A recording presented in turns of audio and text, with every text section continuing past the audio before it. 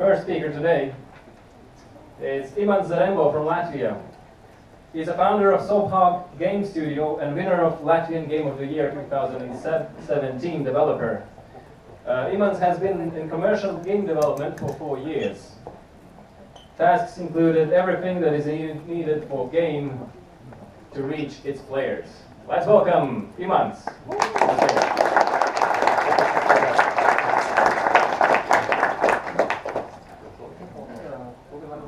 There's a microphone here.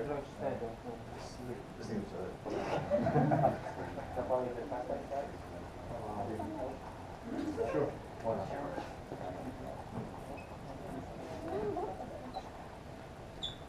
Hello everyone, my name is Imants. I'm really glad to be here today. First of all, my English usually is really bad for the first half an hour of my speech, and then rapidly gets better. So in half an hour, again. So today I would like to share our experience in Soaphog with all of you, especially with those who are planning to release PC game on Steam, and who are right now or planning to work on a PC game and release it on Steam. Okay, cool. So I won't be talking to empty crowd. Yeah. I'm from Soaphog Game Studio. We are from Latvia, Riga, so not from Riga. And we are specializing in making our own games and doing country work. And we are 8 people right now. And the game we will be talking today is called Riga.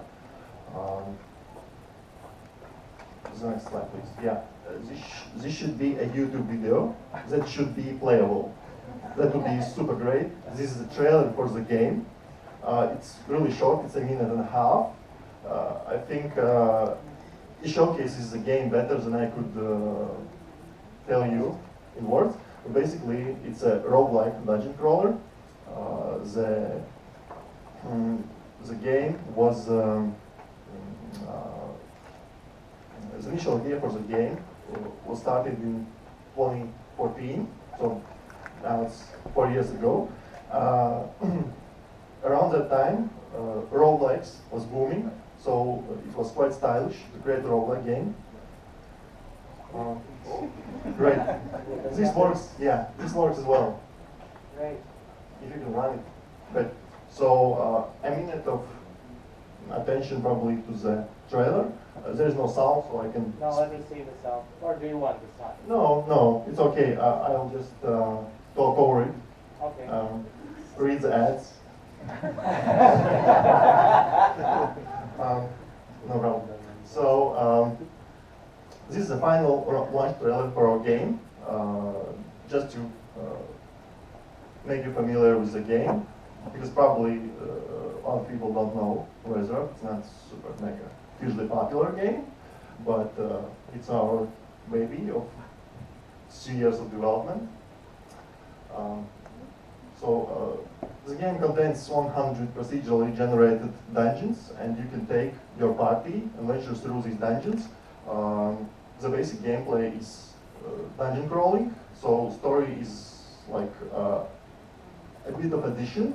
The main focus of the game is crawling through the dungeons, dying, restarting, leveling up your party, gearing up your party. So basically, mechanics-based game. And it all started quite differently than it looks now at the end. Initially, in late 2014, we thought that we would like to make commercial owned games, not contract work for somebody else. And we would like to build a team of people to work in Unity. Unity wasn't that huge yet, well, at least in our local community. Maybe it was a bit larger in the world. So we started to build a game without a plan to sell it at all. It was like a learning project. In early 2015, we had an opportunity to participate in Gamescom 2015 to go to Germany to Gamescom as a trade visitors. So basically with access to the business area, and we took that opportunity. We took our game, Resurrect, initially. Resurrect was planned to be PC and mobile friendly. If you please, next slide. And I'm not sure how well you can see the game is a bit dark and we have a light through, but the main focus is to the bottom of the game. This was the early version of the game.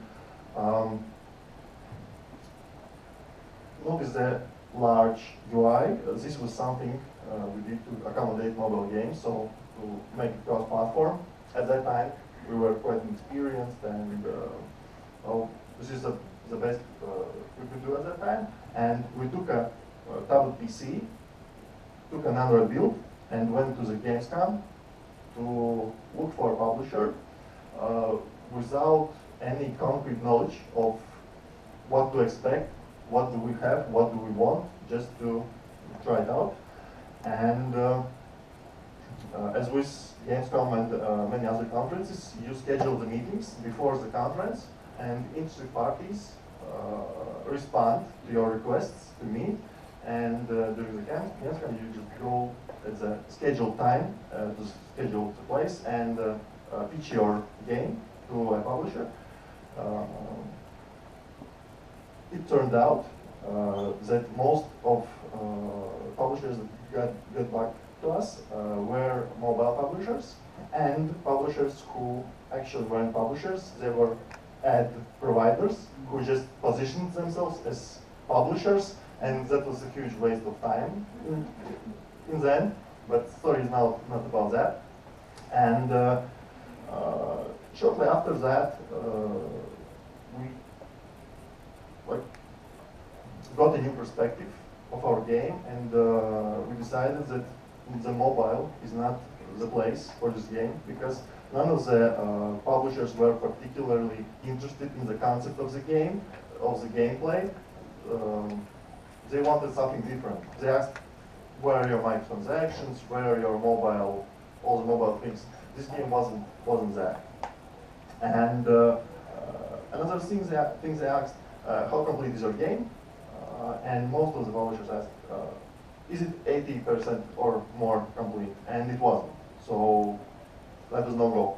We returned home, basically empty-handed, with new experiences. I guess it's not completely empty-handed, and changed our plans a bit, and wanted to focus primarily on PC and on Steam Greenlight. That was the main way to get your game on Steam at that time for small developers. Well, at least that is what we thought. Yeah, we had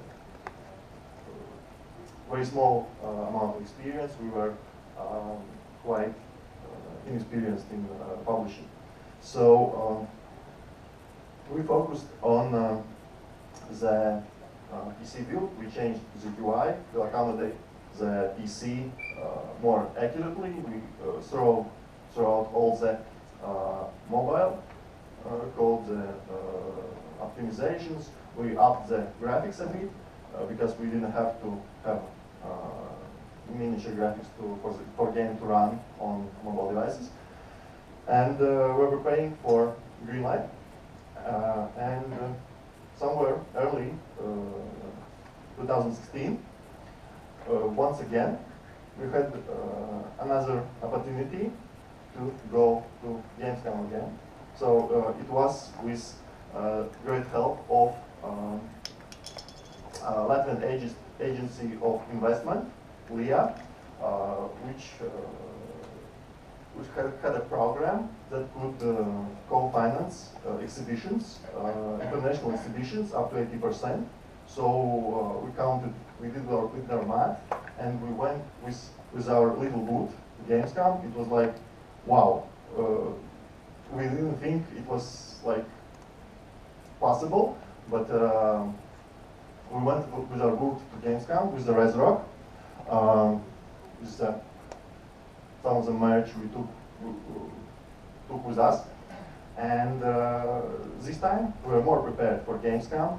We went with 3 goals: to find a proper PC publisher, to test and play test and gather user feedback on site, and finally, what was the third point? Sorry. Together walks in Riga. Yes, thank you. Thank you very much. We had started the Greenlight campaign on Steam shortly before Gamescom because we thought this is a great opportunity to gather votes. It wasn't. During Gamescom, we successfully scheduled quite a lot of meetings with small to average indie publishers. We were quite impressed and proud that many of the publishers get back to us. Not something what happened last year, but this year we provided updated information on the game, so the screenshots and the gameplay videos were a bit different now, and we had quite a lot of meetings. Several of these meetings resulted in pitch decks and game demos sent to the publishers afterwards. So basically we met, we talked, and afterwards we continued our dialogue. And in several cases we went as far as to discuss agreements. So basically we were far enough with the publishers to discuss details of agreements. In our case, I can't really speak about all the cases, but in our case, it worked like the publisher sent the template of their typical agreement to us. We tried to analyze and read it through to show our legal people, and our legal people were quite incompetent in foreign agreements. So they basically said, nope, we have no idea. Sign on your own. We won't be held responsible. Yeah, so, and one of these agreements finished in signed contract with Casedo Games. This is a small branch of Calypso. Publisher maybe you have heard of. Casedo Games is a bit smaller publisher. And from that point on,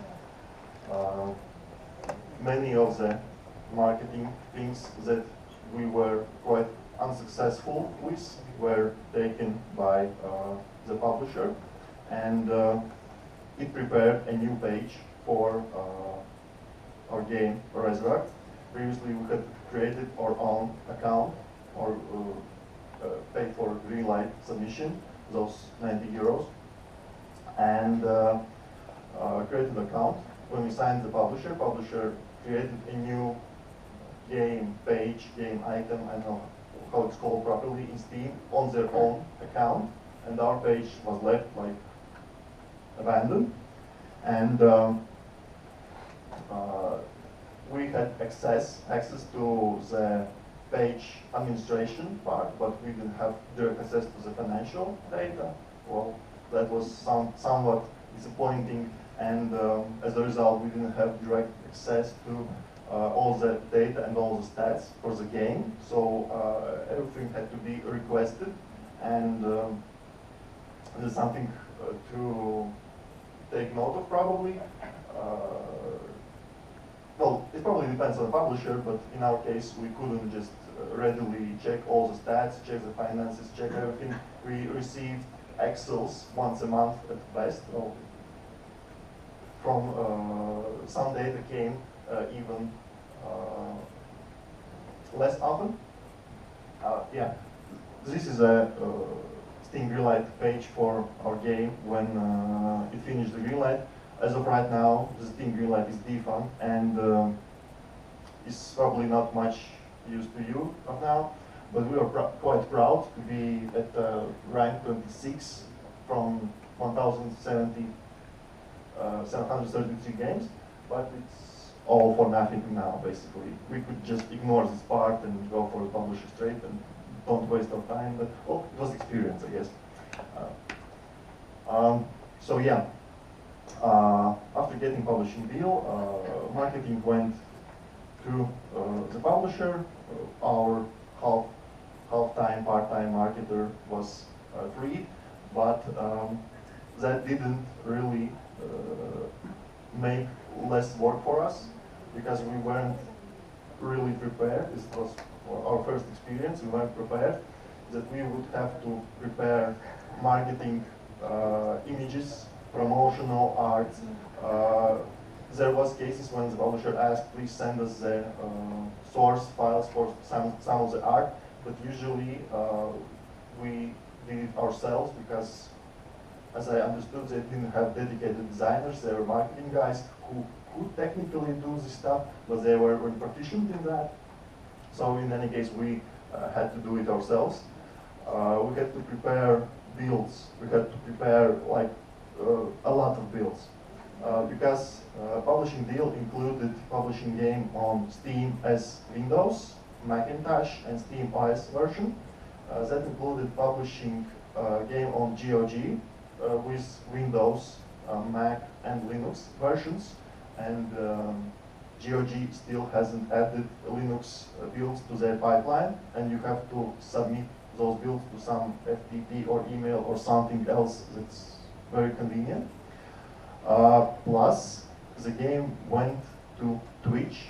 I never had previously heard you can buy games on Twitch. Well, I wasn't a Twitch user, but you can buy games on Twitch, as it turns out. And it was no surprise that people didn't really know that you could buy games on Twitch as well. So reserve sales on Twitch were like close to zero because it wasn't popular. I guess if your game was streamed a lot, and in that case your game could be bought, but yeah. So plus we had to build press builds, media builds, builds for YouTubers, builds for we had a testing focus group in some university in UK. So the publisher got some students from IT who played the game and gave the feedback. So we had like, I don't know, 10 branches in Steam with different passwords.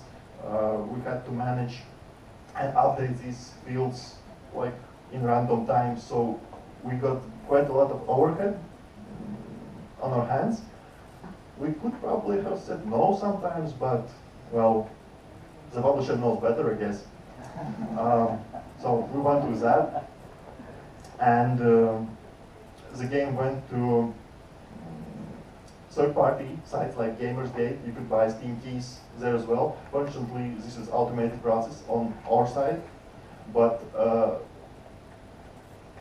releasing an update was a real chore. It's not like you have full control over your release pipeline. You prepare 6 builds, I guess, 6 builds.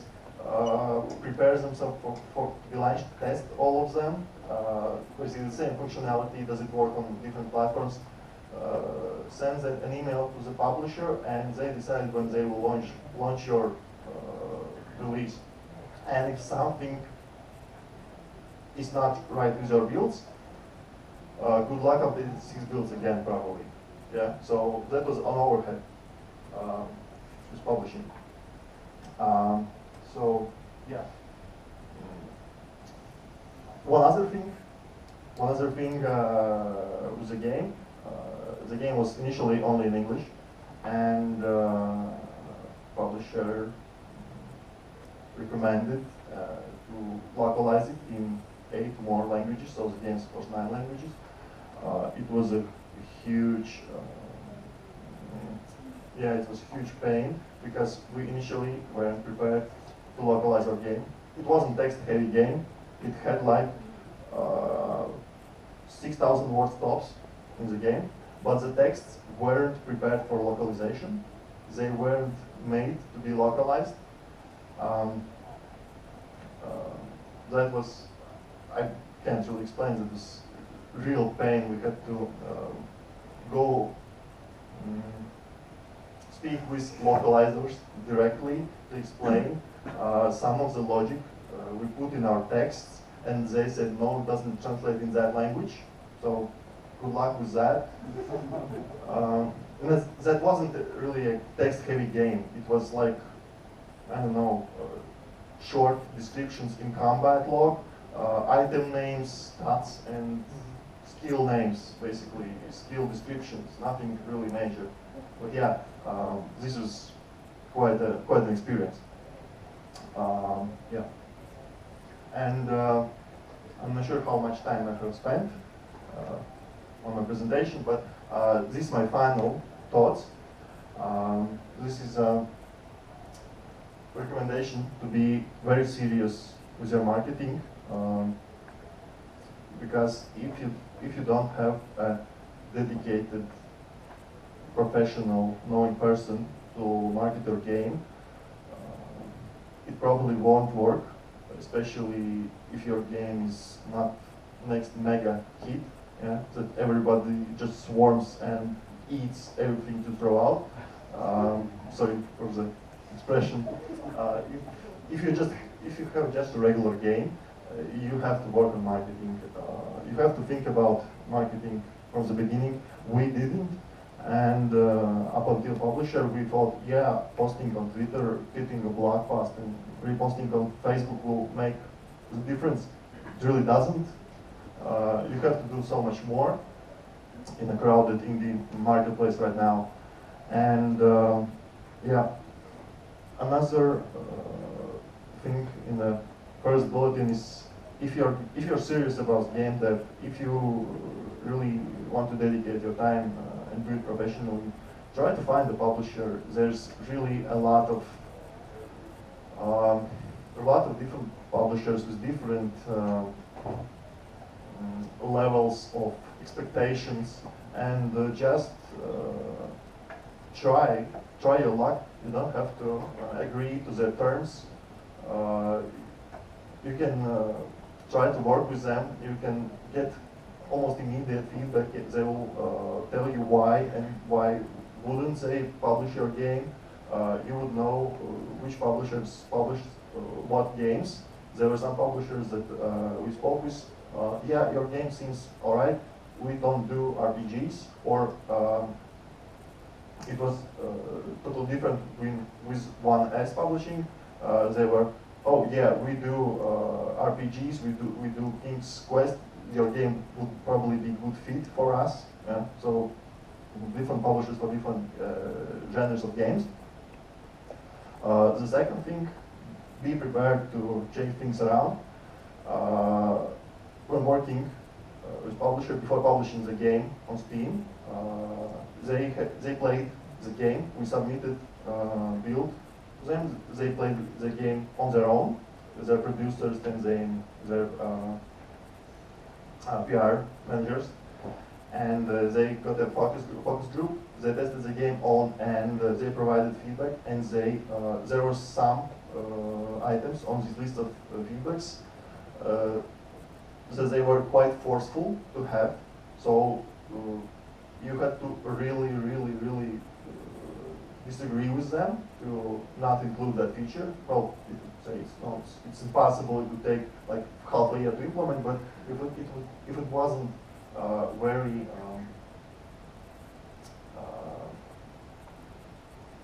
sorry, lost my thought. If it wasn't very time-consuming. Thank you. It wasn't very time-consuming. You probably had to include it. Do you want it or do you not? Because you had to have good relations with your publisher. They probably knew what they are talking, but you know how it always is. It's your game. You want to do everything your way. Yeah. Even even it's probably maybe not the best decision to do something that way, but you have to include certain things in your game. Yeah, and about IPs, intellectual property, and contract details in general, something we were quite amazed to see, in a bad sense of the word, was contracts that were offered. I've worked in IT. I've seen and worked with contracts in software development projects. But there sometimes are like books like that. Yeah. So the book, you have a little cardboard crate with books. You just exchange with your client. In game development, we received contracts on 5 pages. Yeah. The first page was mainly titles, and the last was basically signatures. So we were. After seeing that, we spoke with our legal people, and they were, yeah, signed on your own. We can't guarantee anything. If something goes wrong, you probably won't be able to do anything legally. Yeah, you just believe that the people you're trying to work will be honest and won't screw you. If they decide to screw you, or I don't know, anything happens, you probably won't be able to do anything, especially if they're from countries with widely different laws. For example, there were publishers that said, okay, cool, we're from this country, but all your money will go through that country, through that firm, because they don't have a VATs in that country. Yes, it's a VATs haven, so they call. So are you good with that? And well, it's not all great. Yeah, it's not all perfect. Don't expect that everything will be easy and simple in that place. And in regards to IP, some publishers ask for the IP, for the intellectual property for your product. So, for example, some ask for like totally IP is theirs now. Some state that IP is ours, developers, and we don't want it. We don't want anything of it. Some publishers ask for publishing deal for like 5 or 7 years. Yeah. After that, you can do with your IP everything you want. During that time, if you want to release Resurrect 2, for example, they have to, they may ask to publish that game, and only then you can go to another publisher with that game. So, in short, probably that's it. I probably left out like 1/3 of my presentation, as I usually do, but yeah, sorry about that.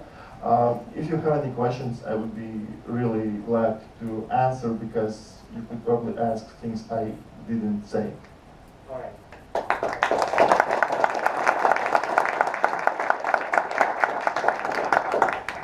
So, how are we handling questions? Do we pass the microphone around? But, all right, let's do it this way. I have the microphone, Imants have the microphone, I'll be passing the microphone to those who want to ask the question. And since I have the monopoly on the microphone, I'm asking the first question. Sure. All right, so if it's all right to tell, did it break even in the end at least? Or did the publisher pay you first? And if that's okay, like, how did you negotiate the terms that you wanted? How did we negotiate the terms? Basically, when you are publishing a game, at least on PC, you have, and you don't ask for an investment. Yeah, in our case, we didn't ask for an investment, we were self-funded. In that case, you are on better terms. If you ask for funding, you are on worse terms. Depending on the sum of money, they will want to own you. Like, in our case, we had a percentage in mind. We were okay to work with. It was basically an average from reading user experiences, developer experiences on the internet, and our experiences from speaking with publishers, because the question is, what is your cut? Always comes up. And those numbers were like from 20 to 80%. Yeah, the cut the publisher takes depending on the investment and depending on many other factors. And we negotiated, in our case, on a percentage, plus there was a small deviation percentage we couldn't agree on.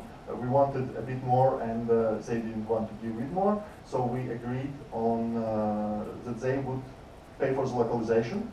Yeah, it wasn't like a very good deal for us, I guess, but in general, counting that we had around 6,000 words in 8 languages,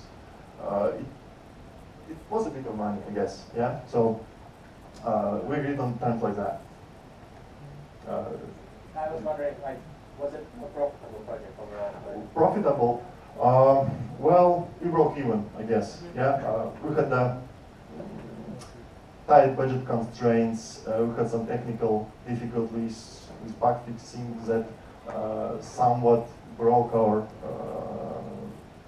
revenue after the release. Yeah, we have mixed reviews on Steam, and well, yeah, tough luck. All right, any other questions? Here. Yeah, what was the most important thing your publisher did for a game?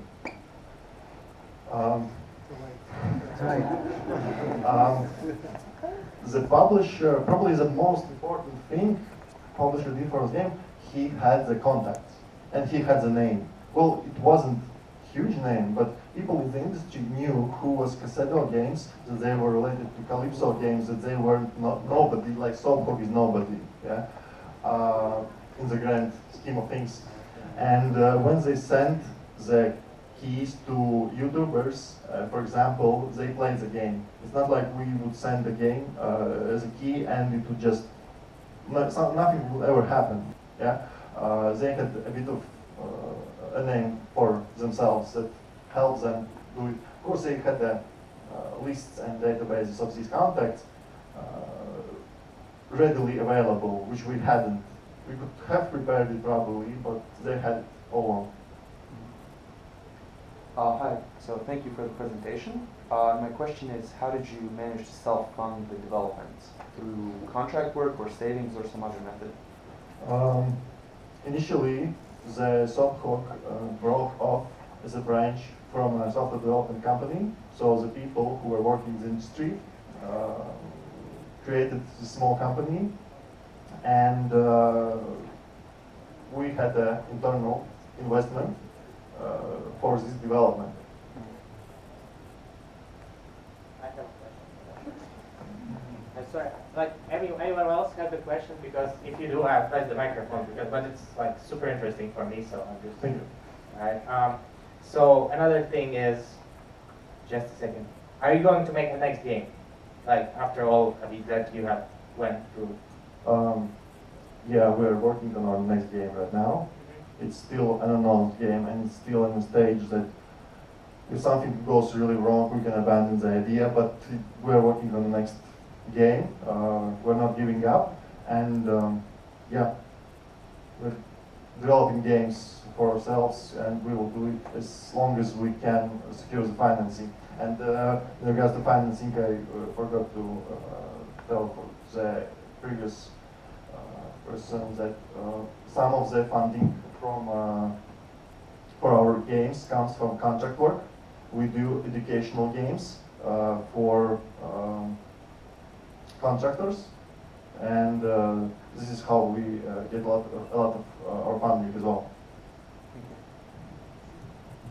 All right. Anyone else? Oh, sure.